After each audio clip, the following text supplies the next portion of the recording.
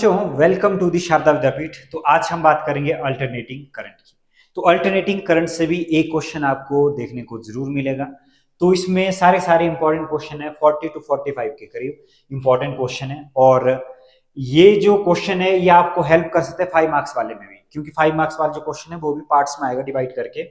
तो यहाँ पर देखिए, ये थोड़े से इजी क्वेश्चन है, 5 मार्क्स में थोड़े से टफ क्वेश्चन आएंगे। पहला क्वेश्चन देखिए, transformer has a 400 secondary turns and 500 primary turns if the secondary voltage is 400। ठीक है जी। तो जब भी टर्न्स दिया हो, वोल्टेज दी हो ट्रांसफॉर्मर में, तो ट्रांसफॉर्मर में फॉर्मूला क्या होता है? फॉर्मूला होता है, याद आपने रखना है, बीपी अपॉन वीएस। बीपी का मतलब है वो प्राइमरी वोल्टेज, वीएस का मतलब है सेकेंडरी वोल्टेज, और एनपी का मतलब है प्राइमरी नंबर ऑफ टर्न्स, और एनएस का मतलब है सेकेंडरी नंबर ऑफ टर्न्स। तो इसके बाद बस आपने क्या करना है, वैल्यू पुट कर देनी है। तो प्राइमरी वोल्टेज तो फाइंड आउट करनी है, तो बीपी फाइंड आउट करना है, इसलिए मैंने इसको ऊपर लिखा था। बीपी और बीएस कितना दिया है? बीएस दिया है जी 400, और एनपी कितना दिया है? एनपी दिया है, प्राइमरी टर्न्स दिया 500, और ये कितने दिए? ये दिए है 400 सेकेंडरी टर्न्स। तो 400 तो यही कट गया। तो बीपी की जो वैल्यू हमारी आई, बीपी की वैल्यू कितनी आई? 500। तो ऑप्शन ए क्या रहेगा हमारा राइट आंसर। सेकंड देखिए, सेकंड बोल रहा है कि एक तो दिया हुआ है एक्सी, एक्सी दिया है 50 माइक्रो फेराड। तो माइक्रो को लिखेंगे 10⁻⁻⁶। और क्या दिया? और दिया वोल्टेज दी है 220, और एक दिया फ्रीक्वेंसी, फ्रीक्वेंसी दी है जी 50 हर्ट्ज। और बोल रहे कैपेसिटिव रिएक्टेंस, फॉर्मूला आपको पता होना चाहिए, एक्सी होता है 1/ω/c, और इसको लिखा जाता है 2 पाई न्यू इंटू सी। न्यू मतलब फ्रीक्वेंसी, ठीक है जी। तो इसमें जब वैल्यू पुट करेंगे तो देखिए 1/2 इंटू 22/7, फ्रीक्वेंसी जगह 50, और इसकी जगह 15 इंटू 10⁻⁻⁶। और इसकी जब आप वैल्यू कैलकुलेट करोगे तो कैलकुलेट करके देखिए क्या बनेगा, ये बनेगा 7 इंटू 10⁻⁶ अपॉन 44 इंटू 50। जब आप इसको सॉल्व करोगे तो ये अप्रोक्सीमेट किसके इक्वल आएगा? 212 के इक्वल आएगा। तो आपने कैलकुलेट करके बताना है कि ये आता है कि नहीं, और ये इसका आंसर है। सेकंड का आंसर क्या होगा? सी।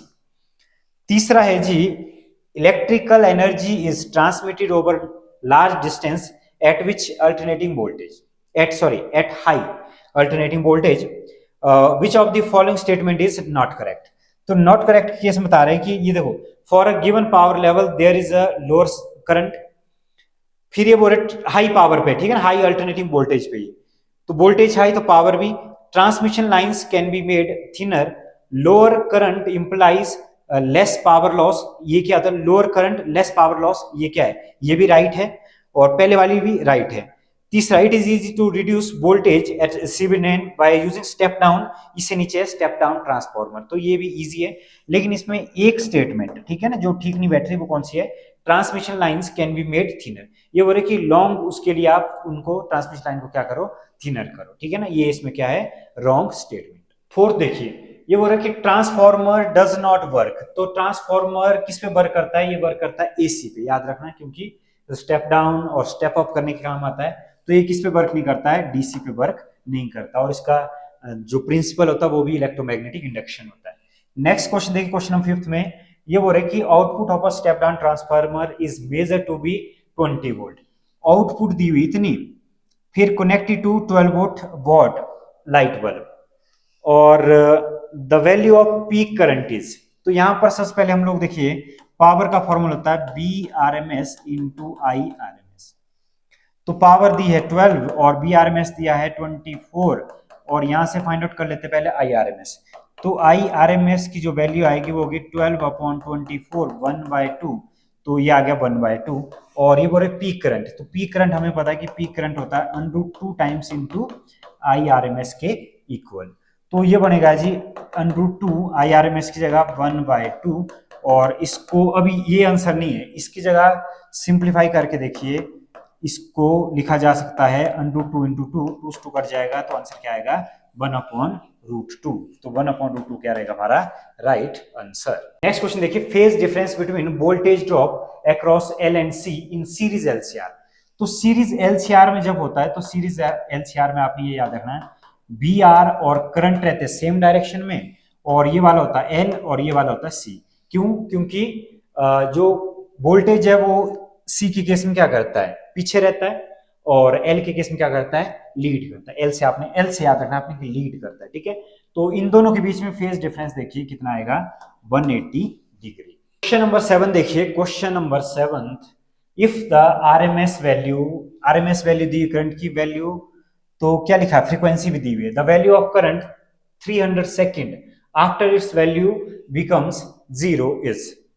तो इसमें दिया है जी एफ की वैल्यू दी 50 हर्ट्ज, फिर दिया आई आर एम एस दिया है कितना, 5 एम्पियर, और फाइंड आउट क्या करना है, किसी छोटे, ये जो दिया हुआ ना, ये टी दिया है, छोटा टी दिया है, छोटा टी के नाम 300 सेकेंड।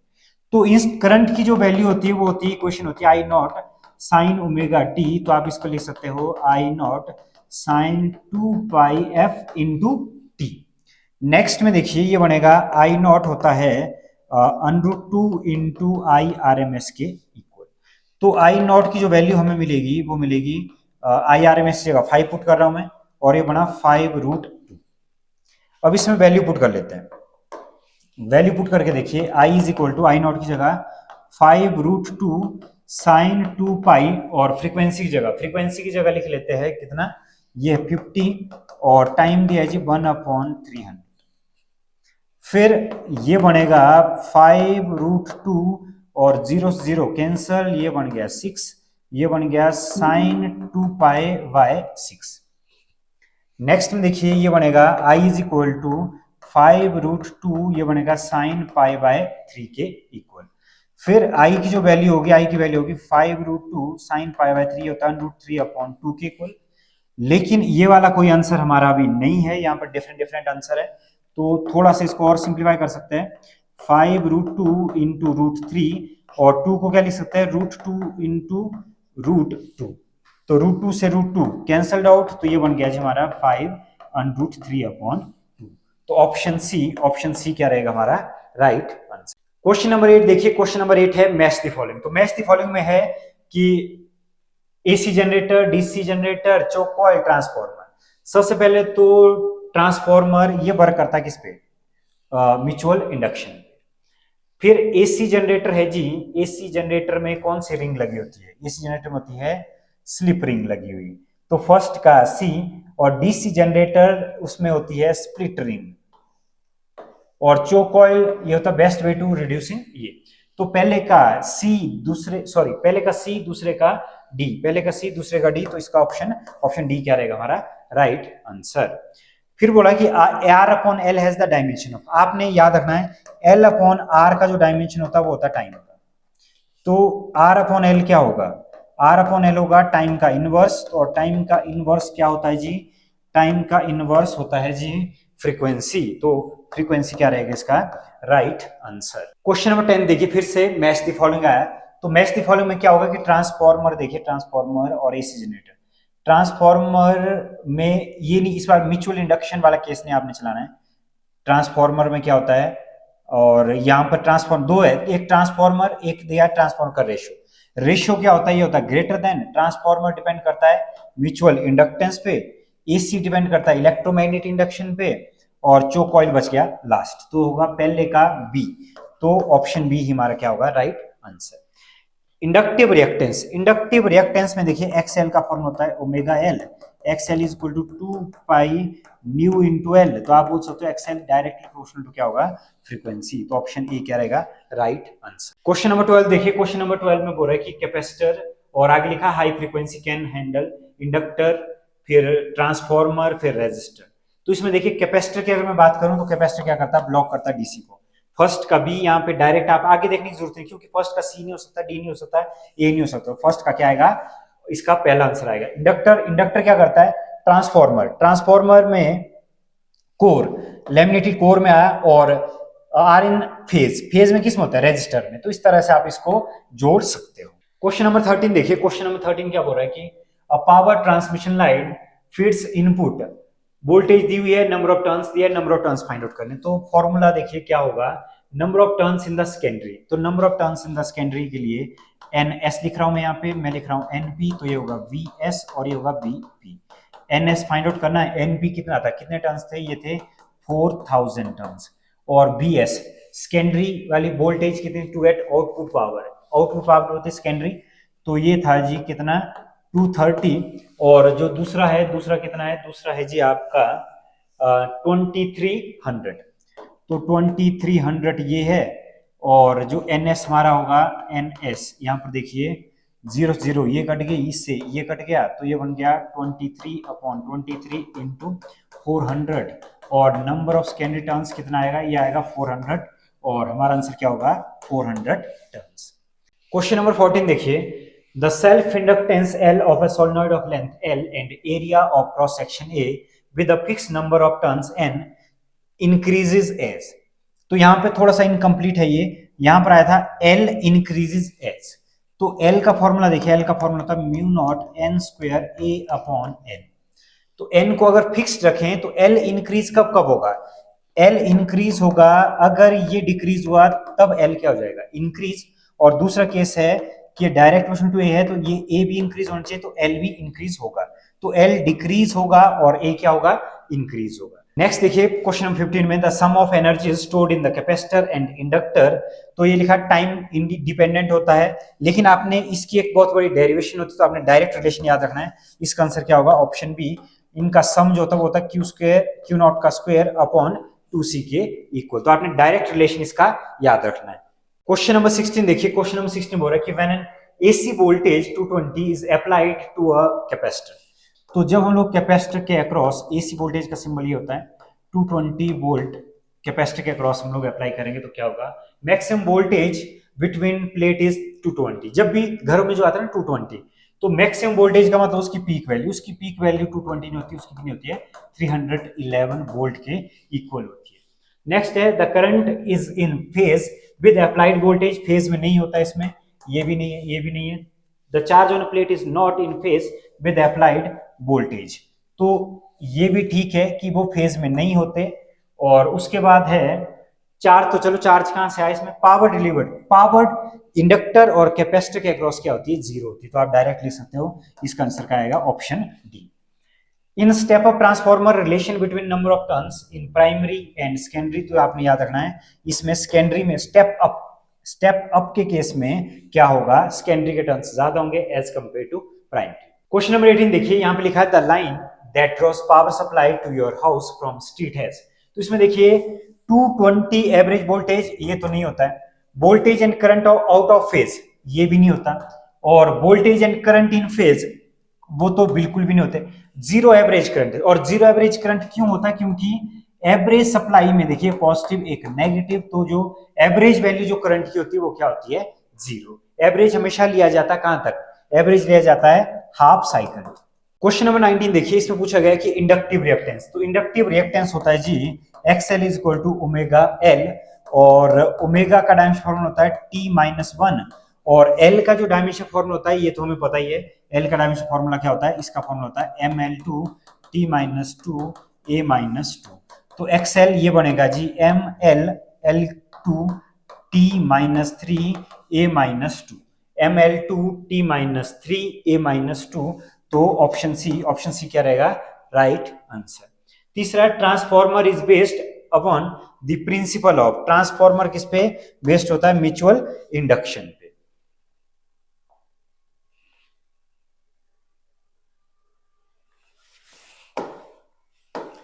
ट्वेंटी वन देखिए, what is the unit of self inductance of a coil, तो self inductance of a coil, यहां पे एसआई यूनिट नहीं पूछी, एसआई यूनिट तो इसकी सिंपल सी क्या होती है, हेनरी होती है, लेकिन सेल्फ इंडक्टेंस किसमें देखिए, E is equal to L D I over क्या होता है डी टी, तो एल होता है E over D I upon D T, तो इसको हम लोग कैसे लिख सकते हैं, E होता है वोल्टेज, करंट की जगह एम्पियर, और इसकी जगह आएगा सेकंड, तो ये बनेगा जी वोल्टेज इनटू सेकंड, और ये आया एम्पियर, तो ये आएगा वोल्टेज पर एम्पियर, और क्या होगा सेकंड, तो ये होगा वोल्टेज पर एम्पियर, और आगे क्या आएगा सेकंड, तो ऑप्शन डी क्या रहेगा इसका right answer. When AC passes through a pure resistor, then AC जब पास करता है तो रेजिस्टर के अक्रॉस में दोनों के बीच में क्या होता है, same phase difference. What is the frequency of house hold supply AC in India, ये होती जी 50 hertz. When AC passes through an inductive circuit, the current, ये बोल रहे कि इंडक्टिव सर्किट में क्या होता है, जैसे हमें पता, देखिए अगर ये करंट है तो बी आर तो होता है इसी डायरेक्शन में, बी एल होता है इस डायरेक्शन में, और बी सी होता है किस, इस डायरेक्शन में। तो हम लोग बोल सकते हैं कि यहाँ पे बोले कि करंट करंट क्या करता है, देखो इंडक्टिव सर्किट के केस में क्या होगा कि वोल्टेज आगे होती है, करंट क्या होता है पीछे होता है, तो लेक्स बाय कितना, पाई बाय 2। तीसरा है कैपेसिटर, 25th है कैपेसिटर। कैपेसिटर क्या करता है, डीसी को ब्लॉक करता है, इसी को जान देता है, तो इसका आंसर क्या होगा ए। इंडक्टर, इंडक्टर इसका उल्टा करता है, तो क्या होगा, ये अलाउ डीसी और इसको क्या कर देगा, ब्लॉक कर देगा एसी को। फिर direct current cannot flow through capacitor, क्योंकि ये क्या करता है, इसको ब्लॉक करता है। आरएमएस वैल्यू ऑफ करंट, तो आरएमएस में देखिए आई नॉट की वैल्यू होती है √2 into I R M S. I nought तो √2 इंटू 220, आई नॉट √2 की वैल्यू को डाल देते हैं, इसकी जगह आएगा 1.4 220। तो आई नॉट की जो वैल्यू आएगी, आई नॉट की वैल्यू जब आप कैलकुलेट करोगे तो ये बनेगी जी 311 वोल्ट के इक्वल। इसीलिए जब हम लोग वायर को पकड़ते हैं घरों में, ठीक है ना, करंट वाली वायर को, तो उसमें क्या होता है, जोरदार जो झटका लगता है, क्यों लगता है, क्योंकि पीक वैल्यू वो 220 वोल्ट का झटका नहीं लगता आपको, आपको कितने का लगता है, आपको लगता है 311 वोल्ट का झटका, क्योंकि उसकी पीक वैल्यू कितनी होती है, 311 के करीब होती है। तो आप ऑप्शन बी क्या रहेगा हमारा राइट आंसर। नेक्स्ट देखिए, नेक्स्ट है average power of an AC circuit. तो average power of an AC circuit का फॉर्मूला होता है ई, जो वी लिखा ना यहाँ पे, इसी का मतलब क्या होता है, इसी का मतलब होता है E R M S, virtual value. Virtual value को भी आरएमएस वैल्यू बोलते हैं। तो E R M S B R M S into cos phi, तो ये आता है एवरेज पावर का formula, I R M S E R M S और आगे क्या आएगा कॉस फाई। फिर नेक्स्ट देखिए, average power dissipated in pure inductor. तो प्योर इंडक्टर हो कैपेसिटर हो, उसमें एवरेज पावर क्या रहती है, 0।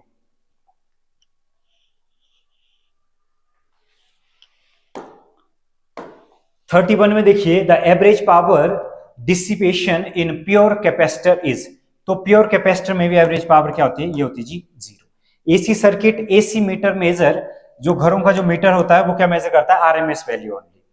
फिर नेक्स्ट लिखा है LCR circuit, the current. Current क्या होता है, करंट क्या कर सकता है, में लीड भी कर सकता है, लैग भी कर सकता है, ये डिपेंड करता है कि जो सर्किट है वो इंडक्टिव इन नेचर है या कैपेसिटिव इन नेचर है। Alternating current cannot be measured by DC ammeter because average value of current complete cycle is 0, क्योंकि एवरेज वैल्यू क्या होती है उसकी 0 होती है। 35 देखिए, 35 लिखा है when AC passes through capacitor circuit the current। Capacitive circuit के केस में जैसा हमने पहले भी बनाया था, ये देखिए इसमें ये करंट है और ये हुआ BR, ये हुआ BL और ये हुआ BC। इसमें क्या होगा, करंट क्या करता है, कैपेसिटिव सर्किट में करंट क्या करता है, लीड करता है, lead by voltage phase angle कितना, पाई बाय 2। नेक्स्ट 36 में देखिए, for the current in LCR circuit current to be maximum. तो याद रखना आपने, करंट टू बी मैक्सिमम, ये जो कंडीशन है ना, ये कंडीशन है रेजोनेंस की। रेजोनेंस केस में XL is equal to XC होता है, और एक उसमें और होता है omega square is equal to 1/LC या omega is equal to √LC। तो यहां पर कंडीशन ऑप्शन बी क्या रहेगा right answer. The core of transformer is laminated so that. तो देखिए ये क्यों कोर को क्यों किया हुआ है, क्योंकि energy loss due to eddy current may be minimised. Core of transformer is made up of, ये बनता है सॉफ्ट आयरन से। Quantity that remains unchanged in a transformer, वो क्या होती है, वोल्टेज करंट चेंज होते रहते हैं लेकिन फ्रीक्वेंसी क्या रहती है, अनचेंज। क्वेश्चन नंबर 40 देखिए, क्वेश्चन नंबर 40 है what is increased in step down transformer. Step down transformer में क्या होता है कि स्टेप डाउन ट्रांसफॉर्मर में वोल्टेज क्या हो जाती है, डिक्रीज। तो अगर हम कंजर्वेशन ऑफ एनर्जी का फॉर्मूला लगाए तो V इंटू आई, अगर एक टर्म इसमें से क्या हुई, अगर वोल्टेज इंक्रीज हुआ तो करंट को डिक्रीज हुआ तो करंट को क्या होना पड़ेगा, इंक्रीज होना पड़ेगा। तो इसलिए इसमें क्या होता है, करंट क्या होता है, इंक्रीज होता है। Phase difference between voltage and current in an AC circuit having resistor only is. तो फेज डिफरेंस क्या होता है, इसमें 0 होता है, क्योंकि वोल्टेज और current both are in same phase in case of resistor. तो ये था ऑल अबाउट किसके बारे में, अल्टरनेटिंग करंट के बारे में। तो सारे के सारे क्वेश्चन इंपॉर्टेंट है, ये क्वेश्चन आपको हेल्प करेंगे, 5 मार्क्स वाले क्वेश्चन में भी आपको हेल्प कर सकते हैं, लेकिन इनका लेवल थोड़ा सा कम है और जो 5 मार्क्स में आएंगे उनका लेवल थोड़ा सा ज्यादा होगा। उसके लिए हमने अलग से वीडियो बनाई हुई है प्लेलिस्ट पे, तो आप प्लेलिस्ट को जरूर विजिट करें, 5 मार्क्स वाले न्यूमेरिकल आप जरूर पढ़कर जाएं। और आज की वीडियो में बस इतना ही, फिर मुलाकात होगी एक नए चैप्टर के साथ, तब तक के लिए।